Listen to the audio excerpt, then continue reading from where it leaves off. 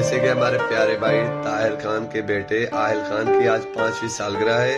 Mister Aahil Khan अपनी सालगिरह को आज एंजॉय करें अपने फैमिली वालों के साथ, अपने दोस्तों के साथ। हमारी दुआ हमेशा आपके साथ है। अल्लाह पाक आपको खुश रखे, हमेशा आबाद रखे, अपने प्यारों के साथ अपना ढेर सारा ख्याल रखें।